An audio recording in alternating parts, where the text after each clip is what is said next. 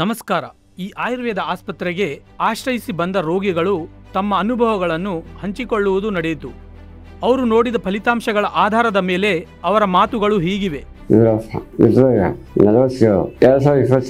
ಅದು ಒಂಚೂರು ರೈತರಿಗೆ ಸಂಘ ಇಲ್ಲಿ ತೋರಿಸಿದ್ದು ಅವಾಗ ಆಪರೇಷನ್ ಮಾಡೋದು.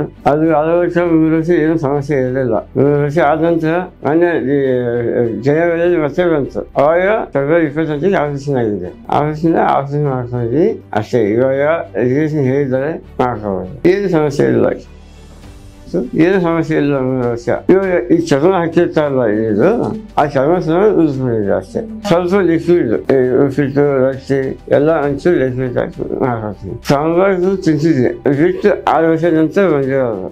6 ವರ್ಷ ಆಮೇಲೆ ಈಗ ಹಲ್ಲೊಂದು ಹಾಕಿದ್ದೆ, ಒಂದು ಆರ್ಟಿಫಿಷಿಯಲ್ ಹಲ್ಲು. ಆ ಹಲ್ಲಿನ ಪ್ರೋಟೀನ್ ನಡ್ತು ಅದಕ್ಕಾಗಿದ್ದು, ಅಥವಾ ನಾವು ತಗೊಂಡು ತಿಂದಿದ್ದಕ್ಕಾಗಿ ಇವತ್ತಿಲ್ಲ. ನಾನು ಯಾರಿಗೆ ಫಸ್ಟ್ ನನಗೆ ಮೌತ್ ಕ್ಯಾನ್ಸರ್ ಅಂತ ಹೇಳಿದ್ರು. ನೀವು ಹಾಸ್ಪಿಟಲ್ಗೆ ನಾವು ಟ್ರೀಟ್ಮೆಂಟ್ ತಗೊಂಡಿದ್ದು ಚೆನ್ನಾಗಿದೆ, ಅಲ್ಲಿಗೆ ಹೋಗು ಅಂತ ಹೇಳಿದ್ರು. ಅವರು ನಾವು ಔಷಧ ತಗೊಳ್ಳಿ, ನೀವು ಹಾಸ್ಪಿಟಲ್ ಹಾಸ್ಪಿಟಲ್ ತಗೊಂತ ಹೇಳಿದ್ರು. ಯಾರು ಮಾಡ್ತಾ ಇದ್ದಾರೆ.